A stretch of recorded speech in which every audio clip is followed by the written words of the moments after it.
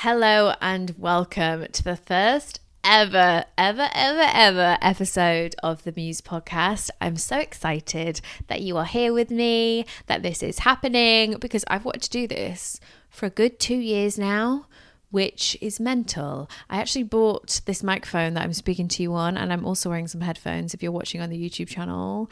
I'm trying to be professional here with my headphones on. I bought them 2 years ago. You know when you get an idea and you get onto Amazon and suddenly order all the gear with absolutely no idea? That was me. But I'm actually using them. So it wasn't that bad.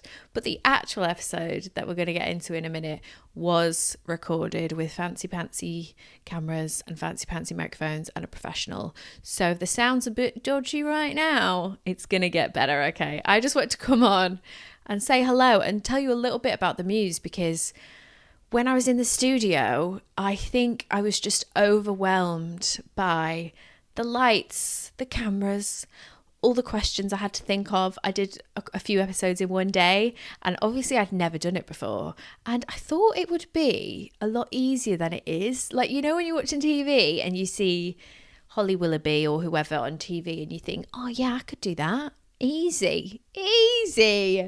You know, it's just a few questions. In fact, she should have asked this. I'd have asked this. That's how I felt. And I can tell you now, no, it is very hard. Like when you're there and you're listening to them speak whilst having questions you want to ask and make them match up to what they're saying and trying to get the conversation to go into a certain kind of way, it's actually very difficult.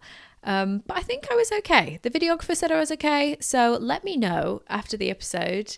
Give me a little DM, and you know what? It's all about the journey. I used to be one of those people that would only start things if they were perfect, and I was getting a bit like this with this podcast, and I've had to kind of let go of the reins a bit and be like, you know what? It can start off and be not perfect and get better and better and better, because if you start at perfect, where have you got to go, you know? So it's all about the journey, and that leads me on nicely to what the podcast is about, because that's also kind of all about the journey. It's all about our journey in life, in womanhood. And I've been in this industry for a long old time. I'm just trying to think how long. Too long. Since I was a teenager. And I started modelling when I left school, I started modelling, and I moved to London and was thrown into this mad world. I'm from a very, very normal working class northern town. And social media didn't really exist back then, unless you're counting MySpace and Bebo. Not quite Instagram. How good was MySpace though? Take me back. I want to read every bulletin I ever wrote, but no one else can ever read it because how embarrassing. I actually remember, I think my MySpace song was Lily Allen. What's that one? It goes, I want to be rich and I want lots of money. That was my MySpace song. So good. And you had to write HTML. Like we were coding back in the day. The kids these days, they just don't understand. But yeah, so that's when I started modeling, back when social media wasn't so much a thing. So I just wanted to get to London and be in this world.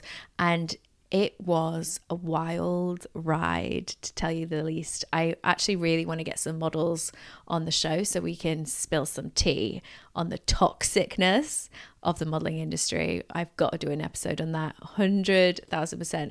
But yeah, so I started off in that industry, and then now I'm more in the social media world. So as modeling was happening, I was posting, and social media became a thing, and then I just got a following just from posting about it. And now I've been able to see that world go from, you know, back then when it begun to how it is now whilst being in that world. And it is so interesting to see the change, to see how it's affected people. It's actually really worry. I already can't talk.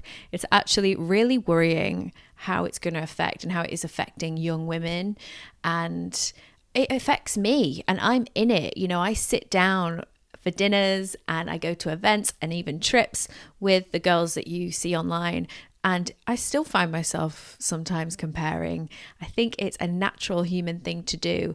So with the Muse, I wanted to take that social media world that we all you know, we love it, but we're just a bit worried about it. We're going to take that and turn it into a podcast. So I'm going to get those women that you look at online, that you scroll past and you think, oh God, she's got the best life ever. She's perfect. And we're going to talk to her. We're going to have a conversation, have a nice chat, and learn about how she got where she is. And I just want to inspire you guys to go, oh, I could do that too. Or, you know, she's her own person and she's got her own worries, and no one is perfect. We all live 3-dimensional lives, and social media is 2-dimensional. Another reason is also that, you know, I found it quite, I don't know, I just didn't like the fact that maybe someone would be looking at me and thinking my life's perfect, because none of us are perfect. And it's just like a vicious circle, essentially. So that is the premise around the Muse. Is going to be obviously episode with my muses, which is those people I'm talking about, you know, celebrities, influencers, the people that you may compare yourself to or may just think is incredible. We're going to go talk to those incredible women, and also some specialists too. I want to get like fertility experts and all sorts. I won't ruin it for you. I'm going to keep some of my things close to my chest, but I've got a lot of amazing ideas. And it's essentially, you know, like back in the day when we used to read all of our favorite magazines and they had some interviews with our favorite people, they had bits on womanhood, and they also had a bit of fashion and beauty sprinkled in. That is the Muse. So it's like a digital magazine is my idea. So yeah, that leads me on nicely to tell you about my first guest and give her a bit of an introduction. She is also someone that's been there since the beginning. She started on YouTube a long time ago. I want to say 9 years ago. I say it in the episode, so we'll know.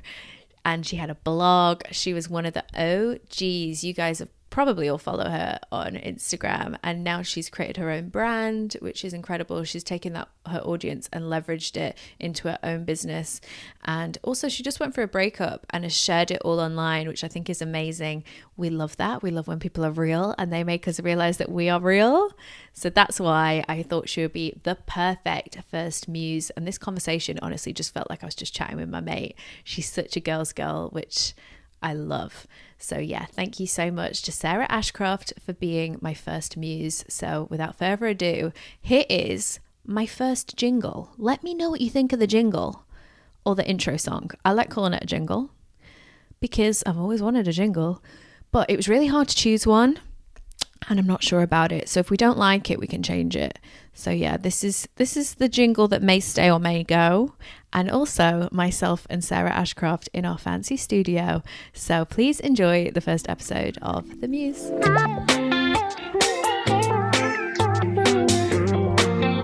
Welcome to The Muse, baby. Hello, Sarah. Hello, Chloe. Welcome to my podcast. So exciting. I can't believe you've got a podcast. It's actually crazy. And I don't know if this is going to be the first podcast, but you are my first guest. I'm very excited to be the guinea pig. I'll be nice, don't worry. You are literally the guinea pig. If I'm really bad at this, then don't judge me. Let's just act casual about House of no judgment.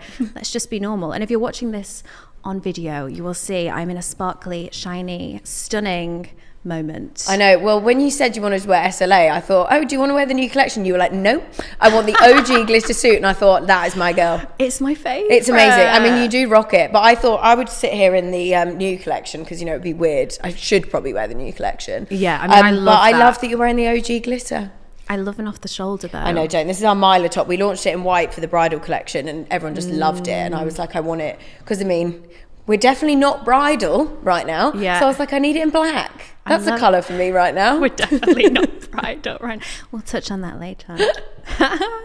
That is so nice though. I'm obsessed. And it matches the trousers. It comes in red. We've got it in all the different colours. I basically like, at SLA, I like to do, when something works, I'm like, let's just do it in all the different colours. Absolutely. That's what I do with clothes. I just buy everything. But do you not think as you get older, when you like something, you do just want it in all different colours. Absolutely. Because it's just easy. And I just wear the same clothes every single day. Literally.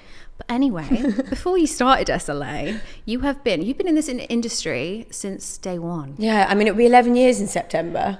I know. I've literally got that written down. I've done my research. 11. That pommy girl started 11 years ago in September. How crazy is that? It makes me feel a bit sick, actually. These not because of like how long, but just how quickly those 11 years have gone, because it doesn't feel like 11 years. Every time one of those Facebook memories comes up, I freak out because I'm like, I'm sorry, I know I wrote something weird, but I don't want to see it.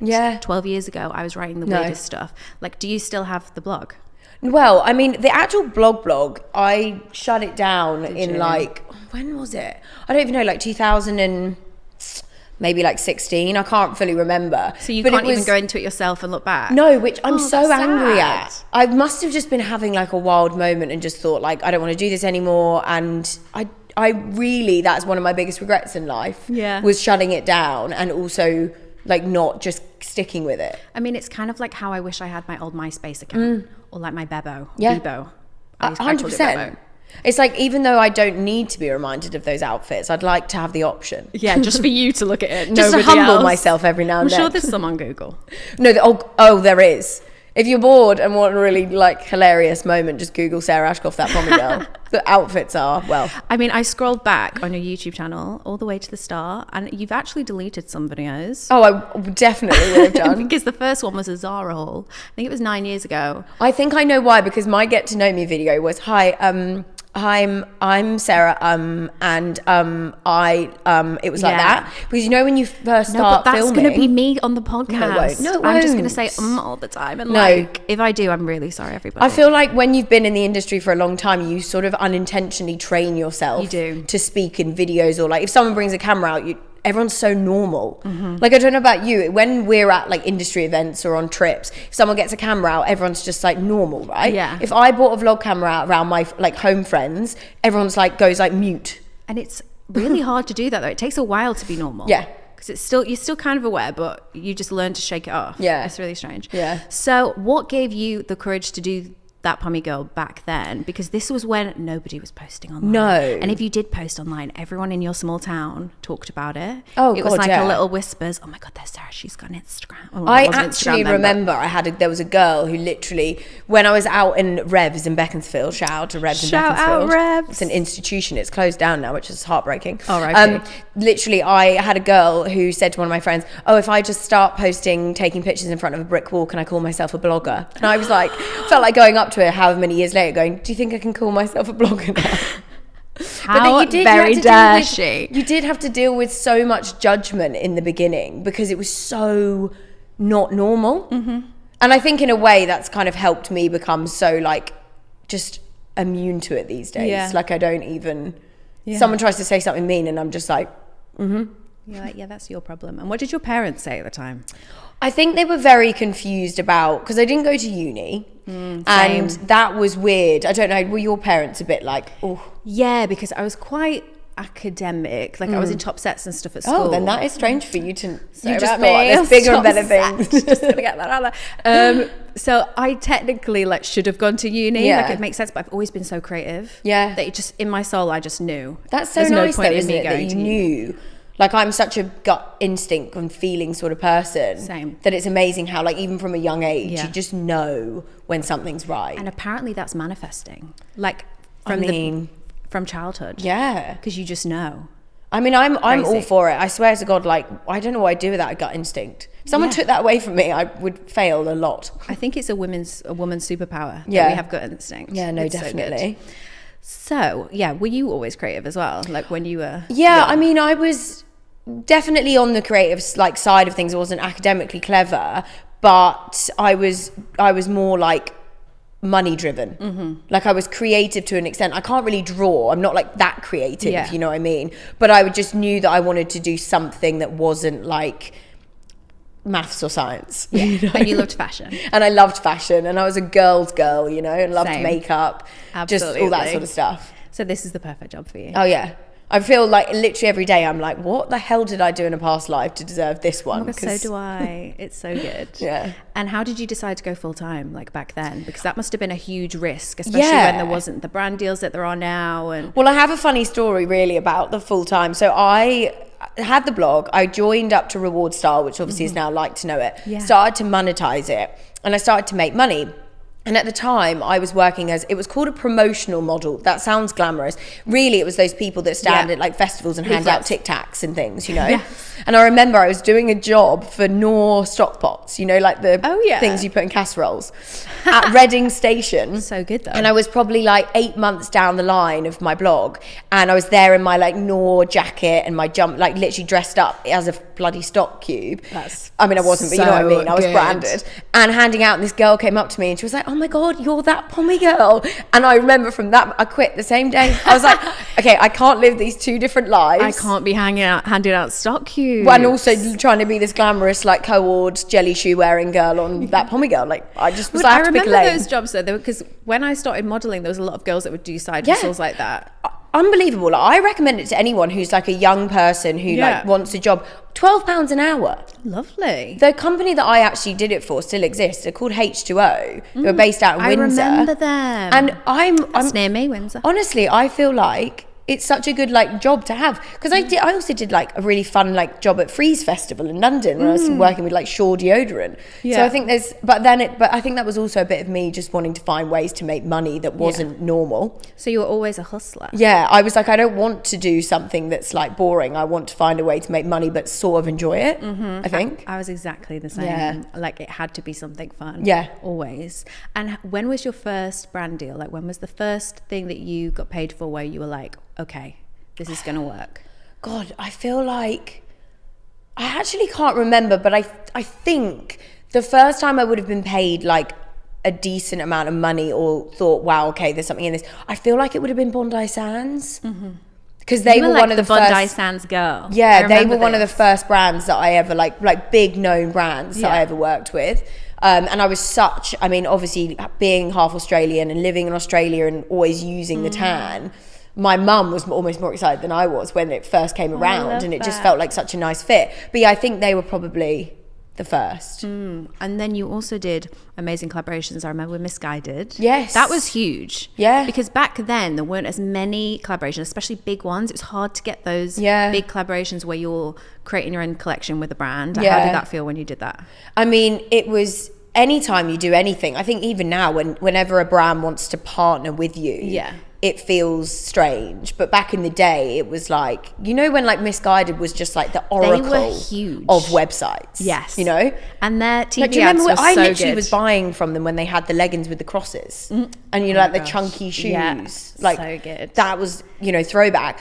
So when they were like, do you want to do a collection? I was just like, they were the first big sort of e-commerce brand in the UK, I feel Absolutely. like. And it's a shame that they're not as big now. I feel know. So many brands existed and kind of like PLT and whatnot that they struggled a bit, didn't they? But they were so like artistic in their videos and everything was amazing. So it's so cool that you got to do that. They just absolutely nailed it. So I wanted to shoot for them in Paris. Did you? We were like running around Paris early in the morning and partying all night. It was like a 24-hour shoot, probably too long.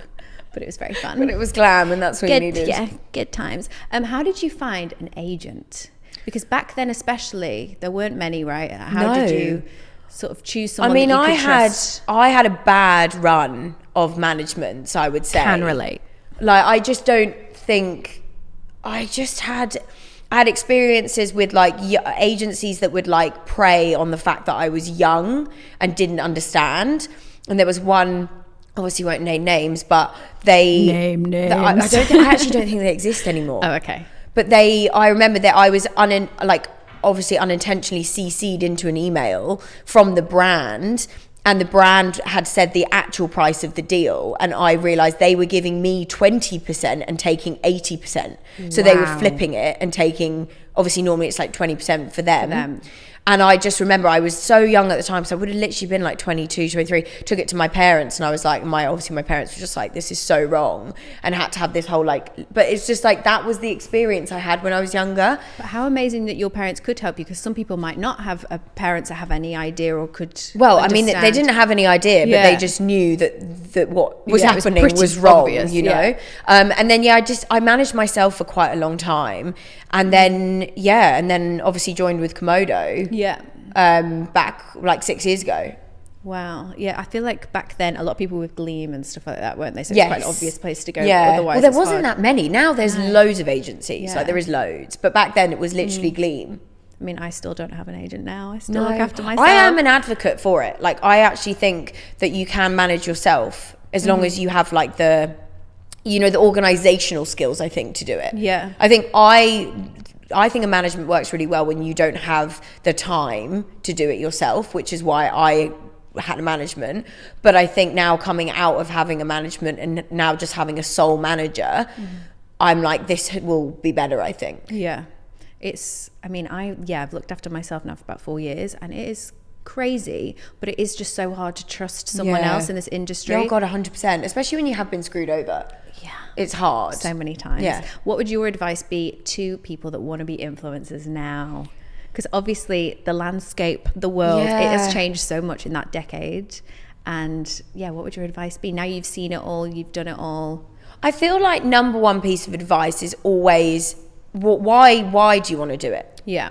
Because I feel like there's a lot of like, I want to do it because I want free things. I want to do it because I want to go on holidays for free or whatever. It's all very free related. Yep. But I think like we started back in the day because it was like just a passion almost. And we weren't getting paid. We weren't getting paid.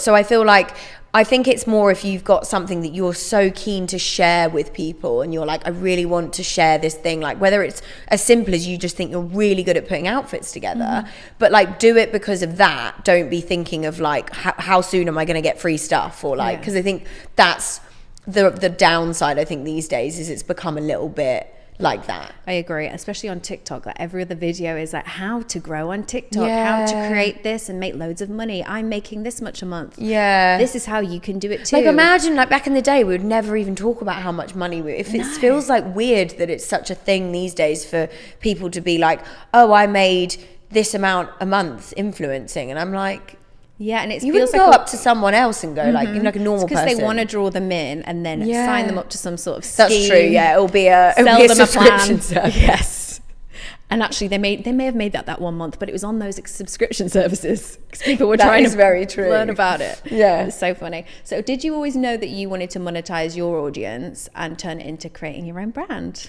I mean, it wasn't necessarily like. I think for me, creating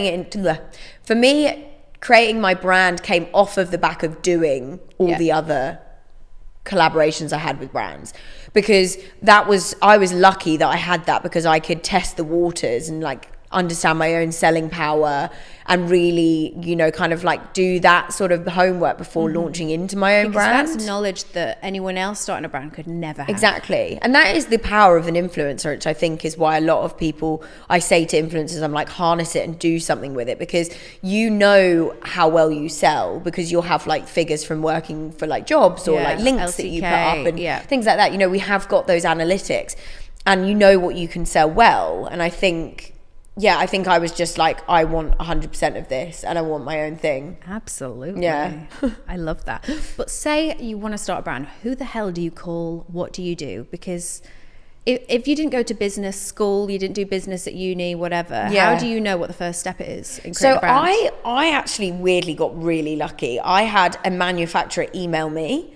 And but how did you trust them? I didn't, and to be fair, I don't use them anymore, and they were horrendous. So, but it got me. Were learned. Exactly, it got me in, and I think that's the thing. I think it would be rare if you wanted to start a brand that like the first manufacturer or the first people you use are the best, because I think it's a bit like as we were saying before we started recording. You can tell yourself that you need to get all your ducks in a row before starting something, or you need everything to be like this before it's going to work. But really, you don't know until you start, and you're never going to be ready to start either. So I think it's just about, taking the risk and going and trying it and learning as you go. Yeah. Because that was literally like, SLA is a perfect example of that, like with that manufacturer, in the sense that they weren't right. And after about 2 years, we got rid of them through a lot of sweat and tears and everything else. Wow. But it got me to where I am now. You just have to throw yourself in almost. Yeah. And if it goes wrong, that's okay, because you've learnt a lesson. Yeah. But I do think if people are looking for manufacturers, I think a really underrated tool is to go on LinkedIn. Because I think a lot of people think, I'm just going to Google it. Yeah. But actually, like really reputable manufacturers will be on LinkedIn.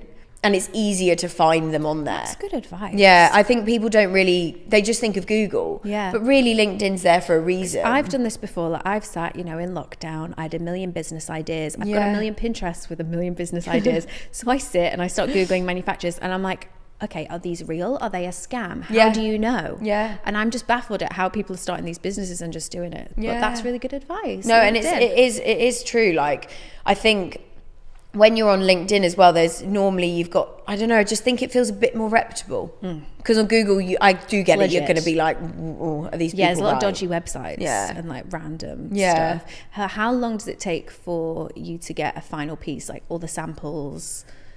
I mean, it depends. We sort of, now it's about 3 weeks. And then, I mean, I'm an absolute, like, I just, something has to be perfect before I do it. Yeah. So we go back and forward quite a lot to our manufacturers, like discussed, because normally they want like 3 goes and then done. Yeah. But, if something's not like 100%, I just don't feel right okaying it, especially because I've had my years of doing that and realized like how it never ends up right, So I feel like now I take my time and I really want to put more time and effort into making things perfect. Especially because it's got your face on it. Exactly. So people would almost blame you if it went wrong. Yeah, no, it's so true. Do you ever feel that weight on your shoulders? Oh, 100%. I think when you owning a brand is hard, no matter whether you're famous, an influencer, a celebrity, whoever, or whether you are just a normal person. It is the hardest thing. But I think when you've got an actual name behind it, there is a level of pressure because you know that if something goes wrong, people are going to jump on you, not the brand, so it is something that, like, for example, if we have some like shipping delays or things get stuck and like people's orders are delayed and you just get worried that they're just going to think it's me in a warehouse sitting there on their orders just not sending them out, and I'm like trying to do everything in the background to make it all smooth. I've done collaborations with brands and that's happened, and learning that, because I kind of saw it as a way of learning about how a brand works, like doing these collaborations, and I was like, oh my gosh, there is so much that goes behind creating one piece, one item, and it can be stuck on a boat for weeks. And then I had to be like, oh, my collection's coming soon, guys. Meanwhile, I know it's probably not coming for a few months, but that's no one's fault. No. And they can't do anything about it. That's so stressful. Yeah, it's definitely one thing I've learned the most with running SLA is that you cannot control anything. And you can plan and it will just probably fall apart. So you just have to learn how to cope when it goes wrong, because it goes wrong a lot. When has it gone wrong? When's the worst thing? What's the worst thing that's ever happened? I think the worst thing the things that happen a lot, and this is what I say about when you deal with manufacturers who aren't great, is when we've got samples, we've approved it, the fabric, the fit, all that sort of stuff, and then they go to production, and in the early stages we would have to pay before the goods would be sent. Now the goods are sent and we pay after they're delivered to the warehouse and all that, so it's a bit better, but that's obviously, that comes with time. But in the beginning we'd have to pay for them to leave, and we had this shipment arrive and every single dress in the shipment was wrong. It was made from the wrong fabric. It was the worst fit you've ever seen, and I just couldn't put them on the website. So is that just money lost? Just money lost. It was literally like 40 grand. Wow. I was like, I can't sell these dresses, because I knew it'd be more detrimental to SLA to put them on the website than to not. Yeah. Even though it was like painful, because it was two different styles, and they just never saw the light of day because they were so bad. Are you glad you started the brand? 100%. Yeah. I mean, you asked me that yesterday when I had a shipping disaster. I might have said no, but there are good days and there are bad days. I think I'm still so new to it all. It's so hard, but it's so rewarding. Yeah. So, I mean, don't get me wrong. When I was like having a child. Yeah. Oh my God. 100%. Like when I was just an influencer, obviously, like life was great and it was very chilled, but I always felt like there was something missing. I just felt like there was more. That's how I feel. I feel exactly the same. This is why I've done the podcast. This is why I've done a podcast, guys.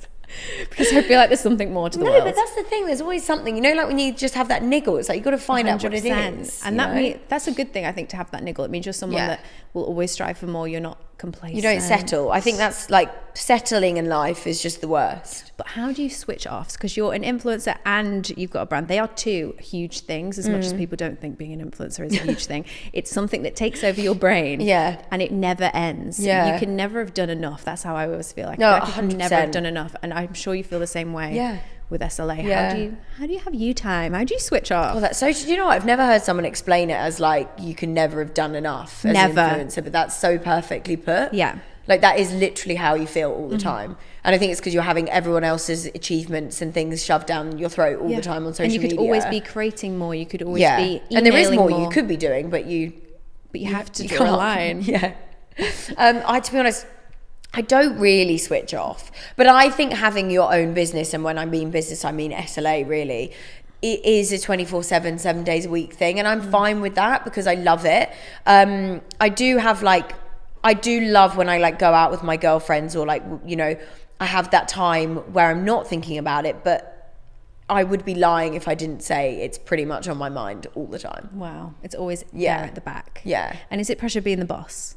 It is. I think I would feel bad. I'd be like, I'm so sorry, I'm making you work for me. Like, are you okay? Do you want a drink? Like, it's more the pressure that you're suddenly like, I am literally in charge of paying these people's like mortgages and rent. And like when you're a new business as well and you're a startup, you know, I don't know how it's going to go. I mean, it's doing great now, but you just don't know. Yeah. And that's pressure. But I also think like it's been really interesting learning like my management style and like who I am as a boss.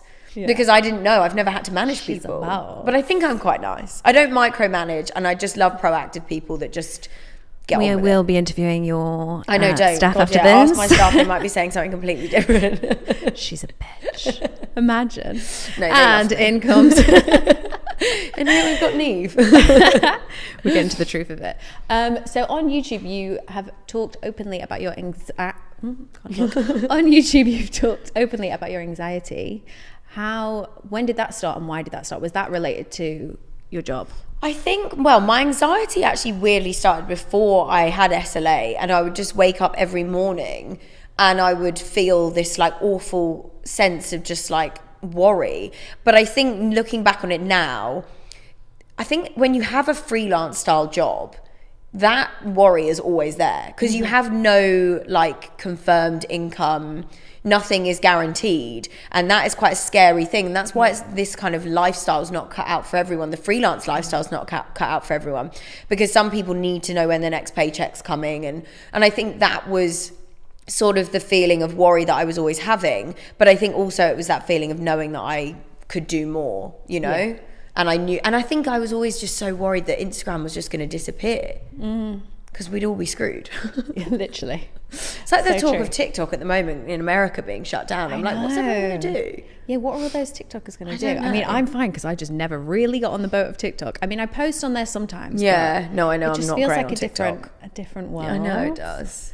But yeah, I've had that before where I used to wake up and feel like dread. Yeah. And it's weird. But for me, it actually linked to hormones. Oh, really? So it would only be in certain weeks of the month. I mean, yeah, I can definitely resonate with that. It's definitely worse around my period, for sure. And I'm not a negative person, but I would just feel horrendous. Like I'd be like, I hate myself. And I'd be like, but I don't. No, I know. And then a week later I'd be like, now you're really happy. No, I know. How did that like anxiety affect your life, like your day to day? Oh, I mean, when I was in my worst, like the worst parts of it, I just didn't. I think it to be fair, I think it turned into depression because I didn't want to get out of bed. And I didn't know why. I would just wake up in the morning and I'd cry, and then I'd feel awful for feeling like that because I essentially have this amazing life. Yeah. And then that would make me feel worse because I was feeling like this. But it was just the overwhelming pressure of everything. It would do the opposite and then just want to stay in bed. And also, people think that, so my husband went through a lot of that. He went through depression, and we would find it hard to explain it to anyone else. It was like only me and him understood, because they were like, what? But you've got an amazing life, an amazing job, and you're happy, and you're this. And it doesn't matter what someone's doing. No. Like, if you look at the biggest pop stars in the world, they're all depressed. Exactly. And so they're all millionaires and they've got their dream job, but that's not how it works. No. Like, it doesn't well, it's like mental health got. isn't like subjective to who you are. Absolutely. You know, like everyone's got a brain and their brain is gonna do strange things every now and then, you know. But yeah, I feel like I think that being in an industry where you've got to be like on camera and this person all the time as well kind of made it worse, because I felt like I wasn't being myself, which I hated. And being able to free yourself from that and being yourself is really helpful. I find when I'm just more myself and more normal and my true personality, I'm actually like, oh, I should do that more. I know, it's hard, it shouldn't just be pretty pictures. I know. Like, we all get a bit stuck in that whole like whirlwind of like trying to make sure everything's perfect online all the time, especially coming from our generation. Like, we grew up in that Instagram generation where it was the perfect pictures. We had to be perfect. It was Victoria's Secret sort of Paris Hilton era. And now I love that, you know, the new generation get to grow up seeing 100%. people. I know. Normality. It's no wonder that we can't like we can't not be this perfect image that we're trying to do, because we did grow up with it. It's been ingrained in our brains for years. So you also put your relationship online for so many years. How was that? Well, I mean, obviously at the time, like I didn't really think anything of it. Like, it was just, I would share. Just what you did. Well, I just shared everything. You know, much like even with you and Josh, like when you would first get together and when you get married, like, you don't really think, you just post. You just, you know, I'm not like, you know, I wasn't posting my relationship with Joe for any other reason other than to just say this is my life. Yeah. You know? Absolutely. Because you are the brand. Yeah. So you're just going to show your life. Yeah. You've recently gone through heartbreak and you've had to then live that out online because you lived your relationship online. If you got in a new relationship, do you think you would put it online? I think, I don't know, I'm in two minds. I feel like I would, but not for a very long time. Yeah.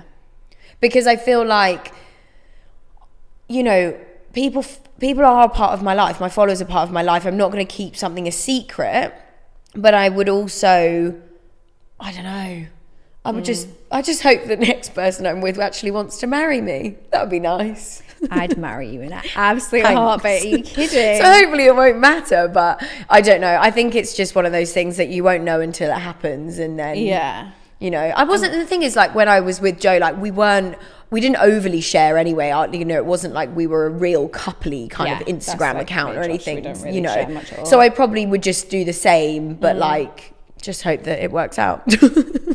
But things don't always work out. No, I've learned that. Lessons have been learned. Lessons have been learned. Yeah. How are you now? I'm How's fine. It going? Weirdly enough, I was saying, honestly, some of your videos have been actually heartbreaking. Like, it's been so lovely that you've been sharing that with people, because I think so many people will watch that and resonate. Like, so many people listening right now, we've all been through breakups, we've been heartbroken. Like, they will have seen that and gone, oh wow, like she's so beautiful and successful, and she goes through that too. Well, that's part of the reason I wanted to share it, because I feel like people sometimes think you have this amazing lifestyle, and obviously I was going through so much, and I was like, I need to share this. But also because I was once I announced it on Instagram, I then got flooded with girls telling me their stories, and it was so similar to mine that I was like, I need to talk about this, because it's weird that we're all in this position. So, and you don't see it much online. No, people but it's just also because, everything's perfect. as I said, people, like when I put my YouTube video out, it's like, if you get broken up with, it's like, it's embarrassing. But when you break up in the way that Joe and I broke up, you know, there wasn't a reason. It was just that he didn't want to be with me, and there's nothing wrong with that. And I have, to be honest, now I have made my peace with that, and I get that we are not right for each other. And I get that he's actually not my person. No. And it's weird, because if you'd asked me this like a month ago, I probably would still feel really sad. But I'm so fine now. That's amazing. Which is weird, because it's only been like 3 months. But I just feel so like at peace with his decision. Good. Well, that's great. Yeah. Because he was never your person. No. Then, and I think he's done me a favour, because absolutely. I feel like I am different from when we first met, but I love who I am now, and I'm ready to meet someone who will accept me as I am now. Some things, what's that phrase? Some things are for a season, not a reason or a season, something like that. Yeah, but that's the thing. And the thing is, we had such an amazing time together, and it was such a core part of my life that I will be so grateful for that. And I will look back on, I mean, I look back on it now fondly, because I think I've made, which is amazing that I'm in that place. Yeah. Because I can look back on it now with a very mature like head and just think, I can see why this has happened, but it was a great time. Yeah, I always say to any of my friends going through that, one day you'll look back and you'll want to thank them. 100%. And like, girls were messaging so much me, for splitting up with me. Literally, girls were messaging me and saying, you're going to look back on this and you're going to be like, Always. I get it. And I'm not going to lie, I thought it would take me a bit longer. But I think, I just feel like fine. It's a new chapter. It is. And we love that for you. Yeah. You'll find your happiness. I know. And also, like, relationships, men, they're not all they're cracked up no, to be. and also, like, I want Being anyone who's amazing. listening to this to realise that, like, life doesn't stop at 30.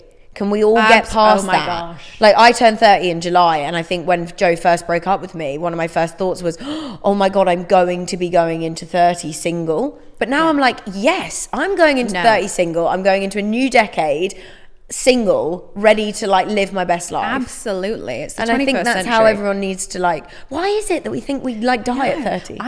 When I was 29, I was freaking out. Yeah. But now I'm 31. I'm like, I love it. Yeah. It's the best. And everyone 30s I are the speak best. to that is 30, they're like, genuinely it gets really good. If you are listening to this and you're going to turn 30, please know is that I think it's because we're wiser. Yeah. Your 20s, you're just still a bit insecure. Well, everything just goes a bit wrong in 20s. It's a bit of a tester. 30s, it's where it's at. We're more Yeah. intelligent. We've seen more. We've done more. Yeah. Like, I think 30s is good for you. I think it's a good thing that it's happened before 30. And You're, like, everyone into a says new dating era. in your 30s is great. I mean, I'm not really a dater. I'm kind of in that thing where I'm like, I actually just want to like date the next person I date. I want them to be it, you know? Yeah. Because I don't want to go on dating apps or anything. I'm like, I think I just want to. It's the trenches. The out man there. of my dreams is going to have to just find me because I'm not going to be on any of the dating. Although I feel like you should go on Raya just so that I can go on it and swipe it. Well, that's for what you. everyone keeps saying. They're like, I can love you just swiping go my on it friends' so Rayas. that we can do it for you? And I'm like, fine, but I'm mainly not a dating like, app on that person. Is it Raya? It's mainly people in like America and That's stuff. what everyone keeps saying. I'm not Yeah. an international queen. I will not be. But you get all the getting on footballers a- and it's just really interesting Yeah. just to look at them. I'd be the sort of person though where I'd get messages and then just wouldn't respond. Yeah. Because I'm like, I don't even respond to my mum Kind of on empowering WhatsApp. though. True. Which leads me on, because you're going into your 30s. We love this. The future. What is the future for Sarah and what is the future for SLA? I mean, I hope the future for me is just like calm.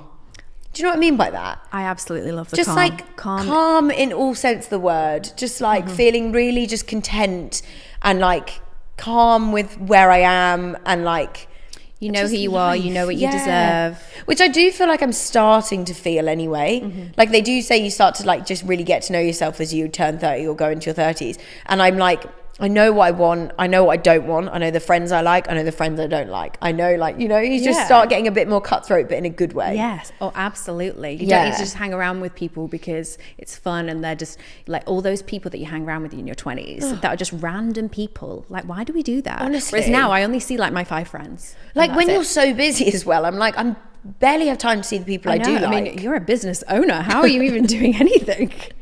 I don't know. What's the future for SLA? For SLA, I mean, I just want to continue going with what it's doing and just hope. I mean, it's smashing it. I want to get to a place where it's not scary because it's the early stages of the business. It's very like up and down a lot of the time. Yeah. You know, I want to get to a place where like we manage our cash flow well and like we've got like the right amount of product on the websites we're not selling out to. You know, just all those little things. I just want to iron it out and just like try and go smooth sailing. I think that probably never happens in business. It probably just gets harder and harder until you sell the thing, but who knows? Yeah. I feel like it's the team as well, isn't it? Getting the team right, getting everyone right. And I've got such an amazing team at SLA and they make it so much easier. But I think, as you say, like I think there's maybe some slightly more like higher up hires I need to do, like some slightly bigger dogs to come in. And I love this for you. I know. You're fancy. You're a proper adult.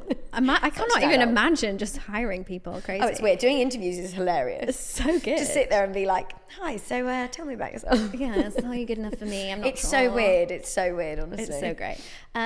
Final question. God, tell me. Who is your current muse? Because obviously you're my muse today. You're on the muse. I'm Who's honoured. your current muse and Oh, why? my current muse. Oh, God. Or of life. Of life. Anything. Someone who, inspires you. I'm trying to think. Can we cut out my thinking period? Yeah, Because I feel like I actually need to think. Yeah. Who's my muse right Could now? be anything. Could be like with fashion or could be family. Could be anything. If I've seen anything recently that I'm like... Or like business woman or, Your mum. I mean, actually, to be fair, I will say that. So my mum actually right now is my muse, mainly because she has been like an absolute rock during my breakup. Oh, has she? Like I love my mum anyway, obviously mums and mums, but I think something beautiful that has come from my breakup is how much closer I've got with, I'm going to get emotional, how much closer I've got with my mum. Because when you're in a relationship, like you spend so much time with your other half that you feel like you don't see your family as much. No, you don't. Since breaking up with Joe, I have seen my parents probably more than I saw them like last year, you know? Wow. And so that's why I'm like, but mum has just been there in such a way that you just can't, I don't know how I would have got through it without her. Mums. Mummy Ashcroft, what a queen. Oh Shout out to Jane. That. Jane, we love you, Jane. Okay, well, thank you so much for being my muse. Oh my God, thanks for having me on. I'm honestly, this is going to be great. She's been my guinea pig. I hope that was okay, guys. It might not have been, but hey, guys, we'll work on it. I love you. Yay.